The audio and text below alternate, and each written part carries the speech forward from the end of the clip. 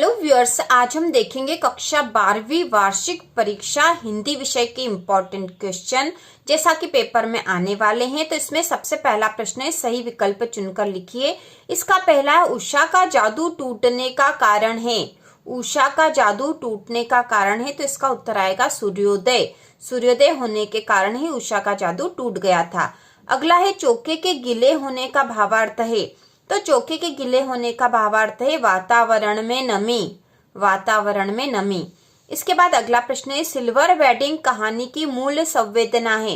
Silver wedding कहानी की मूल संवेदना है, तो इसकी मूल संवेदना है पीढ़ी अंतराल। पीढ़ी अंतराल। अगला प्रश्न है, विज्ञान के क्षेत्र में काम कर रही भारत की संस्थाएं हैं। तो विज्ञान के क्षेत्र में काम कर रही भारत की 3 संस्थाएं हैं, तो यहाँ आएगा 3। अगला है, विभावानुभाव व्यभिचारी संयोगात दृश निष्पत्ति, यह परिभाषा है। तो यह परिभाषा है आचार्य भरत मुनि की। इसके बाद अगला है, बात का धनी होना मुहावरे का अर्थ है। तो इस मुहावरे का अर्थ है जुबान का पक्का। बात का धनी होना, इसका अर्थ है जुबान का पक्का। अगला प्रश्न है, रिक्त स्थान में सही विकल्प चुनकर लिखिए। इसमें पहला है, शिरीष का फूल के रचनाकार है। तो शिरीष के फूल जो है इसके रचनाकार है हजारी प्रसाद द्विवेदी। हजारी प्रसाद द्विवेदी। इसके बाद है, बगुलों के पंख के रचनाकार है। तो इसके रचनाकार है उमा शंकर जोशी। इसके बाद जो अगला प्रश्न है, कुटीकरण को भी कहते हैं। तो कुटीकरण को एनकोडिंग भी कहते हैं। एनकोडिंग भी कहते हैं कुटीकरण को। अगला है, आनंदा की पाठशाला से लगती थी। तो आनंदा की पाठशाला 11 बजे से लगती थी। 11 बजे से लगती थी। अगला है, राम मेहनत करता है, यह वाक्य है। तो वाक्य साधारण वाक्य है। राम मेहनत करता है, यह साधारण वाक्य है।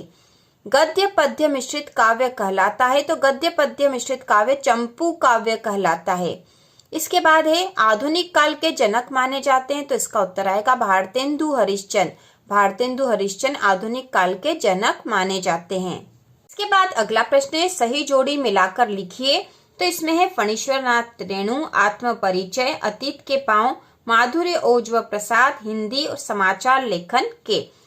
और इधर खंड ब में दे रखा 6 प्रकार, भाषा, शब्द गुण, पहलवान की ढोलक, स्तंभ लेखन, हरिवंश राय बच्चन, यात्रा वृत्तांत और अभिधा व्यंजना व लक्षणा। तो अब इसकी जोड़ी बना देंगे। तो सबसे पहला जो नाम है फणीश्वर नाथ रेणु, इनकी रचना है पहलवान की ढोलक, यह इन्होंने लिखी है। अगला है, आत्म परिचय। तो इसके जो कवि हैं वह है हरिवंश राय बच्चन। इसके बाद है, अतीत के पांव। अतीत के पांव एक यात्रा वृत्तांत है। अगला है, माधुर्य ओज व प्रसाद। तो यह जो है शब्द गुण होते हैं, माधुर्य ओज और प्रसाद गुण होते हैं शब्द के। इसके बाद है, हिंदी। तो हिंदी एक भाषा है, ठीक है, हिंदी भाषा है।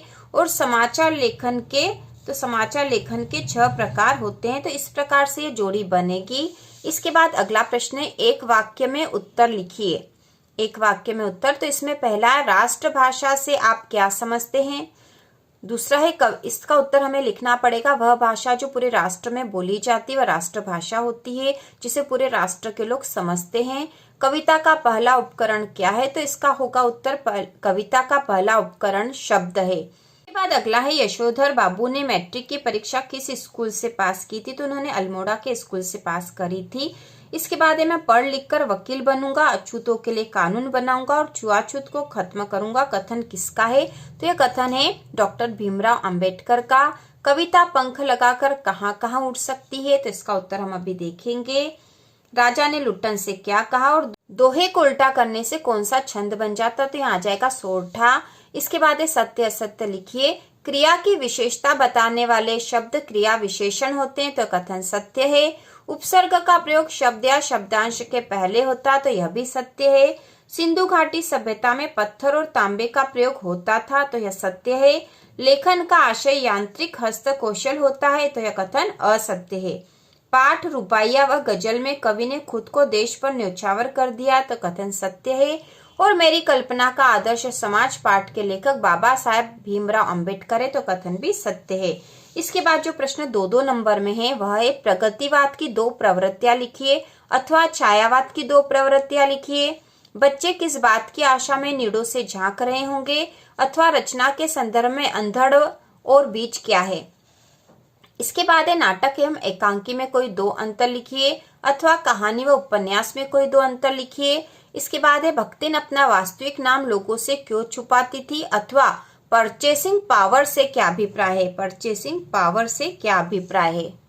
इसके बाद अगला प्रश्न है जूझ कहानी के आधार पर बताइए कि लेखक की मां ने पाठशाला जाने में लेखक की क्या सहायता की, अथवा मोहनजोदड़ो के घरों की कोई दो विशेषताएं लिखिए।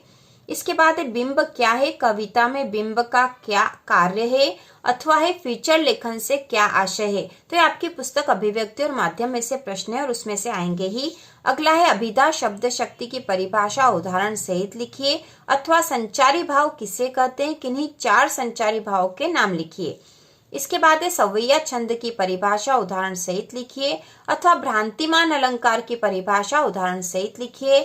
इसके बाद है भाव पल्लवन कर लिखिए, मुल्क बदल जाए वतन तो वतन होता, अथवा उपसर्ग एवं प्रत्यय अंतर लिखते हुए दोनों के एक एक उदाहरण लिखिए।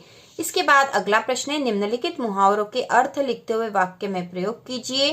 तो इसमें पहला अपना उल्लू सीधा करना और दूसरा है खाक छानना, अथवा निम्नलिखित वाक्यों को शुद्ध कर लिखिए। तो इसको शुद्ध करना है, इसमें पहला है तनु को शुद्ध गाय का दूध पिलाओ, तो यहाँ हो जाएगा तनु को गाय का शुद्ध दूध पिलाओ। दूसरा है घर में चाय केवल नाम मात्र को बची है, तो इसका आएगा घर में चाय नाम मात्र को बची है। ठीक है, केवल और मात्र दोनों नहीं आएंगे, दोनों में से एक ही आएगा। अगला प्रश्न है रघुवीर सहाय अथवा कुंवर नारायण की काव्यगत विशेषताएं इन बिंदुओं पर लिखिए। तो यह रचनाएं भाव पक्ष कला पक्ष। और इसके बाद है हजारी प्रसाद द्विवेदी अथवा फणीश्वर नाथ रेणु की साहित्यिक विशेषताएं निम्नलिखित बिंदुओं पर लिखिए। तो यहाँ है दो रचनाएं और भाषा शैली। इसके बाद अगला प्रश्न है मेरे सपनों का भारत शीर्षक पर एक अनुच्छेद लिखिए, अथवा जनसंख्या समस्या शीर्षक पर डॉक्टर और नागरिक का संवाद लिखिए। तो इस प्रकार से हमने 12वीं हिंदी का वार्षिक परीक्षा में आने वाला पेपर देख लिया है। ये एक मॉडल पेपर है और इसी के अनुसार आपके एग्जाम में प्रश्न आएंगे। तो इसी प्रकार के और वीडियो देखने के लिए कक्षा 12वीं की संपूर्ण तैयारी के लिए चैनल को सब्सक्राइब कीजिए।